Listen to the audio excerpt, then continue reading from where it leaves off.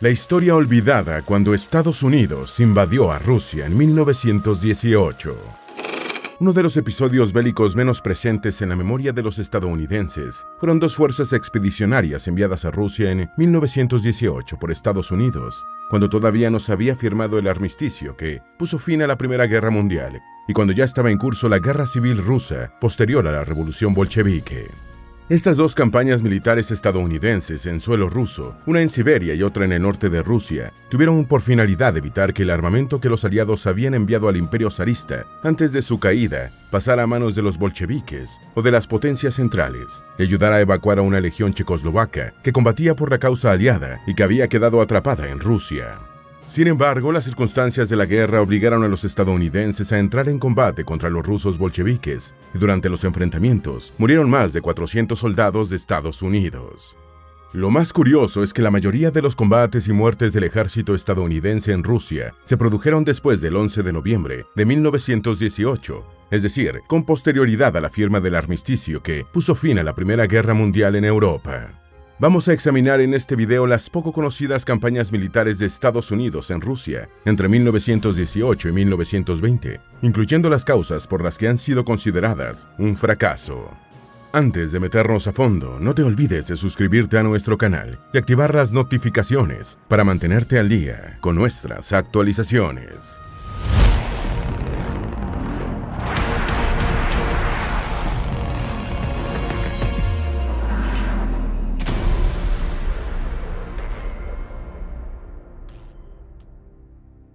La intervención estadounidense en Siberia en el año de 1918. La Fuerza Expedicionaria Estadounidense en Siberia involucró a 7.950 tropas entre oficiales y soldados, al mando del mayor general William S. Graves, quien en esta campaña actuó bajo las órdenes directas del presidente Woodrow Wilson. La fuerza movilizada incluía los regimientos de infantería 27 y 31 del ejército estadounidense, así como una gran cantidad de voluntarios de la 8ª División comandada por Graves. La tropa estadounidense disponía de ametralladoras Browning M1917, rifles automáticos Browning M1918, Springfield M1903 y Mosin Nagant, escopetas semiautomáticas y pistolas calibre 45. Los primeros 3.000 soldados estadounidenses llegaron al puerto siberiano de Vladivostok, en el lejano oriente ruso, entre el 15 y el 21 de agosto de 1918, y el general Graves se les unió en Siberia el 4 de septiembre. Rápidamente la fuerza fue desplegada para proteger la vía férrea entre Vladivostok y Nikolsk-Ussuriski en el norte y las rutas que iban al oeste, hacia Irkutsk y Ulan-Ude. Mientras se desplegaba la fuerza expedicionaria estadounidense en Siberia, también estaba en marcha la intervención aliada en la Guerra Civil Rusa y pronto quedaron en evidencia las diferencias entre los dos mandos, socios en la Guerra Mundial en curso. A diferencia de sus homólogos aliados europeos, el general estadounidense creía que su misión siberiana era solo proteger las estratégicas vías férreas y cooperar con la evacuación de Siberia de la Legión Checoslovaca, y que no incluía combatir a los revolucionarios bolcheviques que habían tomado el poder en Rusia. Graves tuvo varios enfrentamientos con los mandos del Reino Unido, Francia y Japón, que también tenían tropas en la región y exhortaban a la fuerza estadounidense a involucrarse más activamente en la intervención aliada en Siberia. Estados Unidos se sumó a la intervención de los aliados en el norte de Rusia con la expedición del Oso Polar. La campaña estadounidense en Siberia se realizó más o menos simultáneamente con la intervención de la Fuerza Expedicionaria Estadounidense en Rusia del Norte, más conocida como Expedición del Oso Polar. Esta expedición fue decidida por el presidente Woodrow Wilson como respuesta a la solicitud de Gran Bretaña y Francia de que Estados Unidos se uniera a la intervención aliada en el norte de Rusia, también llamada Campaña del Norte de Rusia.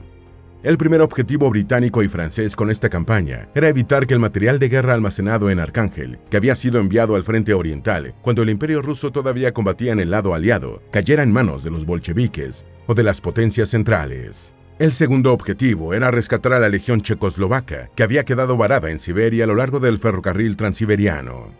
En julio de 1918, la 85 División del Ejército estadounidense partió de Camp Custer, Michigan, con rumbo al frente occidental en Francia.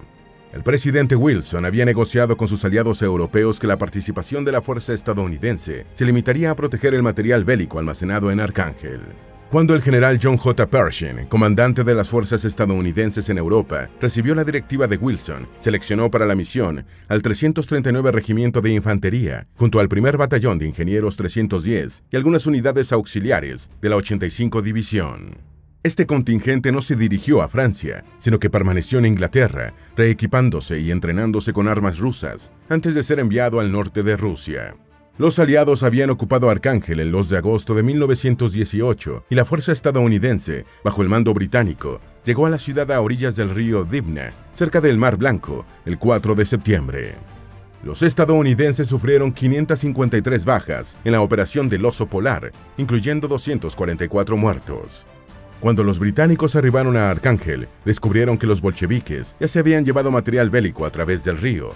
Por tanto, los soldados norteamericanos fueron utilizados para realizar operaciones ofensivas dirigidas al rescate de la Legión Checoslovaca. El mando británico envió al 1er Batallón del 339 Regimiento de Infantería río arriba y el 3er Batallón fue despachado al ferrocarril en Vologda, donde enfrentó a los bolcheviques durante 6 semanas, haciéndolos retroceder. Sin embargo, los dos frentes en los que actuaban los estadounidenses eran extremadamente estrechos y con cientos de kilómetros de longitud, lo que dificultaba el mantenimiento de las posiciones y su abastecimiento. A finales de octubre de 1918 ya no pudieron seguir avanzando y ante la inminencia del invierno tuvieron que adoptar posiciones defensivas. Los comandantes aliados también se dieron cuenta de que no podrían formar una fuerza local antibolchevique como habían previsto, y abandonaron temporalmente el objetivo del rescate de la Legión para sobrevivir al invierno sin perder el espacio conquistado. Durante ese invierno de 1918 a 1919, los comunistas pasaron a la ofensiva, especialmente en el frente del río Dvina, infringiendo numerosas bajas a los aliados y haciéndolos retroceder una distancia considerable. Durante su campaña en el norte de Rusia, el ejército estadounidense, formado por 5.000 efectivos, sufrió 553 bajas, incluyendo 109 muertos en combate y 35 a consecuencia de las heridas, 81 fallecidos por enfermedades, principalmente gripe española, y 19 muertes por accidentes y otras causas, para un total de 244 bajas mortales.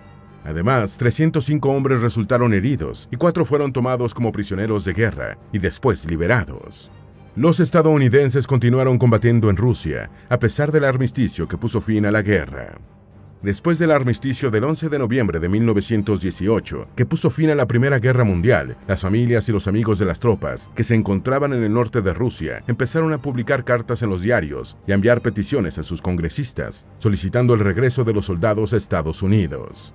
Los periódicos respaldaron al público, editorializando sobre el retiro de las tropas, y los congresistas apoyaron a sus electores, planteando el asunto en los centros de poder en Washington, D.C. Entretanto, conscientes de que el armisticio había detenido las hostilidades en el frente occidental y de que el puerto de Arcángel estaba congelado y cerrado a la navegación, la moral de las tropas estadounidenses empezó a resquebrajarse.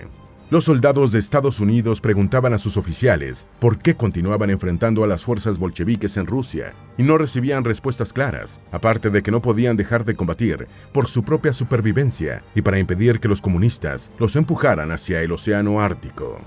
A principios de 1919, los rumores sobre amotinamientos dentro de las filas aliadas y los motines reales se hicieron frecuentes. El combate del teniente Harry Meade en Rusia, más de 2 meses después del armisticio. El 19 de enero de 1919, ya habían transcurrido más de 2 meses desde el armisticio firmado en Europa Occidental, pero al amanecer de ese día, el pelotón estadounidense, dirigido por el teniente Harry Meade, seguía muy lejos de casa, ya 45 grados bajo cero. Meade y sus hombres se encontraban en la aldea rusa de Ust-Patenga, a 800 kilómetros al norte de Moscú, agazapados en una trinchera excavada en el permafrost, mientras que los vigías trataban de ver en la oscuridad hacia el sur a través de los prismáticos. Más allá del atrincheramiento del pelotón, sonaban disparos y destellaban bengalas, mientras que figuras sombrías se movían sigilosamente sobre el suelo helado a través de aldeas y pequeños pueblos. Eran los soldados bolcheviques del Ejército Rojo que empujaban a los estadounidenses hacia el norte. Cuando el primer proyectil de artillería estalló cerca de su trinchera, el teniente Meade, de 29 años y oriundo de Detroit, despertó de su duermevela y corrió hacia la posición de avanzada de su fuerza de 47 hombres. Los proyectiles estuvieron cayendo durante más de 1 hora y luego se detuvieron. Los soldados rusos, vestidos con uniformes de camuflaje blancos de invierno, se levantaron de la nieve y salieron de los barrancos avanzando por 3 lados mientras disparaban sus mosquetes y rifles contra los estadounidenses, inferiores en número. Inmediatamente me di cuenta de que nuestra posición era desesperada. Estábamos barriendo la línea enemiga con ametralladoras y rifles. Tan pronto como una ola del enemigo se detuvo en un flanco, otra nos estaba presionando desde el otro lado, recordó Meade en el libro de James Carl Nilsson, La expedición del oso polar, los héroes de la invasión olvidada de Rusia por Estados Unidos. El peor día de los estadounidenses en Rusia. A medida que el ejército rojo se aproximaba con las bayonetas caladas, Meade y sus soldados se retiraron y corrieron a través de un pueblo. Sobre este episodio recordó después: cada nueva carrera dejaba a más de nuestros camaradas tirados en el frío y la nieve, para no ser vistos nunca más. Por fin, Meade y su tropa disminuida llegaron a otro pueblo ocupado por soldados estadounidenses. Del pelotón de 47 efectivos, 25 murieron ese día y 15 resultaron heridos. Para los 13.000 soldados de Estados Unidos que servían en regiones remotas de Rusia, hace poco más de un siglo, el ataque al pelotón de Meade fue el peor día en uno de los conflictos que menos está presente en la memoria de los estadounidenses. Cuando comenzó 1919, las fuerzas expedicionarias estadounidenses llevaban meses en Rusia y la Primera Guerra Mundial aún no había concluido para los 5.000 soldados desplegados cerca de la ciudad portuaria de Arcángel ni para las 8.000 tropas estacionadas en el puerto siberiano de Vladivostok, en el Océano Pacífico, a 6.400 kilómetros al este. Estos soldados estadounidenses se habían convertido en personajes secundarios, atrapados en la compleja trama del fin de la Primera Guerra Mundial y de la Guerra Civil Rusa. Cuando comenzó la Gran Guerra, Rusia, aún bajo el gobierno de los zares, era aliada de Reino Unido y Francia, y después de Estados Unidos. Pero Lenin y sus bolcheviques tomaron el poder con la Revolución de Octubre y sacaron a Rusia del conflicto firmando la paz con Alemania. Sin embargo, para el otoño de 1918, Lenin todavía controlaba solamente una parte de la Rusia central europea. Los rusos blancos, una heterogénea coalición de socialdemócratas, liberales y monárquicos leales al zar asesinado, plantaban cara a los comunistas en los 4 puntos cardinales de la inmensidad rusa. Los soldados estadounidenses en Rusia quedaron en un callejón sin salida. Más de 2 meses después del armisticio que puso fin a la guerra en el resto de Europa, y mientras 1 millón de soldados estadounidenses que habían combatido en el frente occidental se preparaban para retornar a casa, 13.000 soldados norteamericanos en Rusia descubrieron que sus misiones mal planificadas y peor ejecutadas en Rusia se habían transformado en un callejón oscuro y sin salida. Los historiadores aún discuten por qué el presidente Woodrow Wilson emprendió las 2 misiones en Rusia, pero concuerdan que ambas terminaron en fracasos, presagiando otras intervenciones extranjeras de Estados Unidos a lo largo de las siguientes décadas. Cuando Wilson envió sus fuerzas expedicionarias a Rusia en 1918, la Primera Guerra Mundial pintaba mal para los aliados. Rusia había dejado de participar en la lucha continental y el Imperio Alemán se había visto libre para trasladar decenas de divisiones a Francia para intentar dar el golpe final en el conflicto. La ofensiva alemana de la primavera de 1918 puso a París al alcance de la artillería del Kaiser. Desesperados por reactivar el frente oriental, Francia y el Reino Unido presionaron a Wilson para que enviara tropas al norte y al extremo oriente de Rusia, lo que se concretó con el envío de las 2 fuerzas expedicionarias estadounidenses. Las potencias aliadas todavía tenían la esperanza de que los rusos blancos pudieran reincorporarse al frente oriental si derrotaban a los bolcheviques. Wilson justificó sus campañas en Rusia con un lenguaje deliberadamente vago. Para justificar sus pequeñas campañas en Rusia, Wilson emitió un memorando cuidadosamente vago. En primer lugar, la misión estadounidense sería para proteger los alijos de armas aliadas enviadas a Vladivostok y Arcángel antes de la retirada rusa de la guerra. La segunda prioridad era apoyar a la legión checoslovaca que se había unido a la causa de los aliados y combatía a los bolcheviques en Siberia. En tercer lugar, y a pesar de que el memorando señalaba que Estados Unidos evitaría la intervención en los asuntos internos de Rusia, ayudaría a los rusos a la formación de su propio autogobierno o autodefensa, lo que en la jerga diplomática significaba que apoyaría al ejército blanco en la guerra civil contra los bolcheviques. Los objetivos declarados por el presidente de Estados Unidos eran tan ambiguos que las 2 fuerzas expedicionarias estadounidenses en Rusia terminaron ejecutando misiones muy diferentes. Mientras que las tropas desplegadas en Arcángel se vieron envueltas en la guerra civil rusa en el norte de Rusia, los soldados enviados a Siberia tuvieron que afrontar una serie cambiante de escaramuzas y enfrentamientos, varios de ellos contra sus supuestos aliados. Los soldados de la Fuerza Expedicionaria del Norte de Rusia, pertenecientes al 339 Regimiento, habían sido elegidos por proceder en su mayoría de Michigan, por lo que se supuso que podían manejar mejor el clima ártico extremo. Su entrenamiento realizado en Inglaterra incluyó un adiestramiento impartido por el explorador Ernest Shackleton sobre cómo sobrevivir en un ambiente bajo cero. Bajo el mando británico, muchos estadounidenses se quedaron en Arcángel protegiendo las armas y pertrechos almacenados en la ciudad.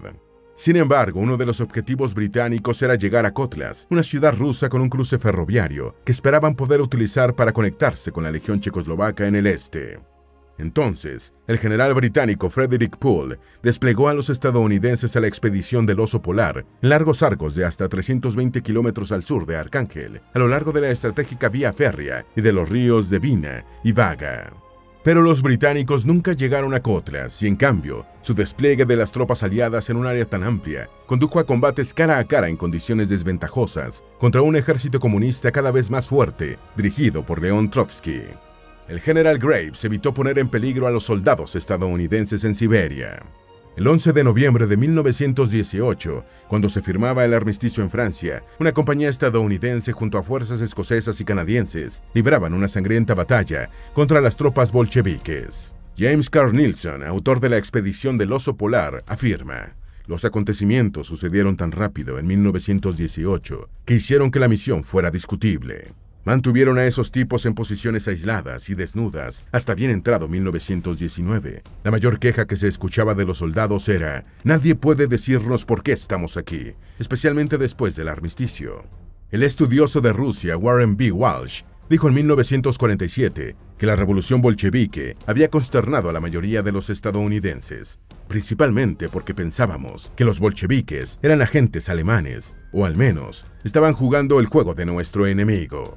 Pero después de la derrota alemana, muchos estadounidenses, incluidos los osos polares, cuestionaban por qué los soldados estadounidenses continuaban en guerra. Mientras que los osos polares fueron reactivos a participar en la guerra civil rusa, el comandante de la Fuerza Expedicionaria estadounidense en Siberia hizo todo lo posible para mantener a sus hombres fuera del conflicto. En agosto de 1918, antes de partir de Estados Unidos hacia Siberia, Graves se reunió con el secretario de guerra, Newton Baker, para recibir personalmente el memorando de Wilson sobre la misión. En esa reunión, Baker le advirtió correctamente a Graves: cuida tus pasos, caminarás sobre huevos cargados de dinamita. Graves después escribiría que llegó a Vladivostok sin ninguna información sobre la situación militar, política, social, económica o financiera en Rusia, añadiendo que eran los checoslovacos y no los bolcheviques los que controlaban la mayor parte de Siberia, incluyendo el ferrocarril transiberiano. Él desplegó sus tropas para proteger sectores del ferrocarril y las minas de carbón que alimentaban las locomotoras, que eran un salvavidas para los checoslovacos y los rusos blancos que luchaban contra el Ejército Rojo. Sin embargo, la política cambiante en Rusia complicó los objetivos de Graves. En noviembre de 1918, Alexander Kolchak, un autoritario almirante de Ejército Blanco, derrotó un gobierno provisional siberiano apoyado por los checoslovacos. Con la guerra en Europa finalizada, los checos y eslovacos optaron por dejar de combatir al Ejército Rojo para intentar llegar a sus países, liberados del Imperio Austrohúngaro. Graves se vio obligado a mantener un equilibrio precario para controlar el ferrocarril transiberiano, sin involucrarse directamente en la guerra civil rusa. La misión estadounidense en Siberia fue un fracaso. La experiencia estadounidense en Siberia fue miserable, con problemas logísticos generalizados en el aprovisionamiento de municiones, combustible, alimentos y otros suministros. Los caballos, acostumbrados a climas menos extremos, se negaron a colaborar en la helada Siberia, con temperaturas siempre bajo cero. Las ametralladoras refrigeradas por agua se congelaron, volviéndose inútiles. Un total de 189 soldados de la Fuerza Expedicionaria murieron por diferentes causas en el transcurso de los 19 meses que duró la campaña. Las últimas tropas de Estados Unidos abandonaron Siberia a principios de abril de 1920. La intervención del presidente Woodrow Wilson en Rusia fracasó en todos los sentidos. No se restableció el frente oriental, los suministros militares almacenados en los puertos rusos se perdieron y no pudo formarse un gobierno no comunista. El imperio japonés continuó inmiscuyéndose en los asuntos siberianos durante 2 años más en su intento por fundar un estado títere.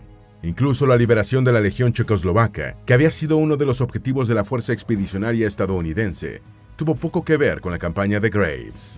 En opinión de Peyton C. March, jefe del Estado Mayor de Estados Unidos, la expedición rusa fue poco más que un crimen militar. La Legión Checoslovaca se quedó con un vagón de oro ruso con el que financió su escapada de Rusia. Durante la Primera Guerra Mundial y la Guerra Civil Rusa, un conjunto de voluntarios checos y eslovacos de la diáspora fundaron algunas legiones que combatieron en el bando aliado, integradas a los ejércitos de Francia, el Reino Unido y el Imperio Ruso. Estos voluntarios nacionalistas, la mayoría inmigrantes, vieron en la Guerra Mundial en curso la posibilidad de que el Imperio Austrohúngaro, que los sometía, fuera aniquilado, abriendo las puertas a sus aspiraciones políticas de fundar un Estado checo y eslovaco independiente. Cuando comenzó la Primera Guerra Mundial, los inmigrantes checos y eslovacos radicados en Rusia pidieron al zar Nicolás II la creación de un cuerpo armado checoslovaco adscrito al ejército zarista. En 1915, un cuerpo militar checoslovaco quedó integrado al ejército ruso y creció rápidamente con desertores de ambos países del ejército austrohúngaro, que combatían en el frente ruso y con voluntarios llegados de diferentes partes de Europa.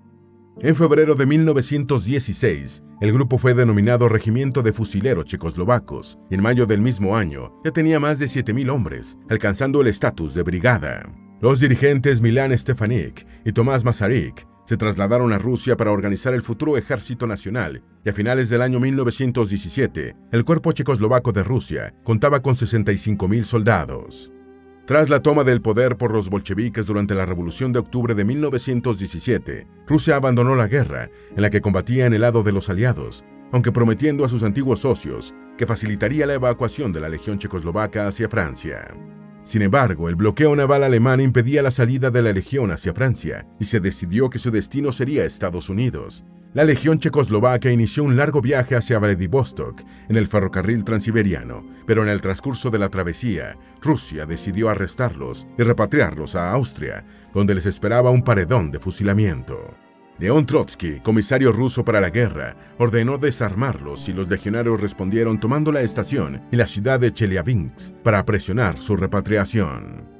El estado de guerra civil hacía difícil una salida negociada y la Legión Checoslovaca se apoderó de 8 vagones llenos de oro de la Reserva Imperial zarista, que utilizó para negociar con los bolcheviques su evacuación en 1920 hacia Checoslovaquia, ya liberada tras la extinción del Imperio Austrohúngaro después de finalizada la guerra. Se afirma que los checoslovacos conservaron un vagón de oro con el que financiaron su viaje y con el resto fundaron el Banco de la Legión en Praga.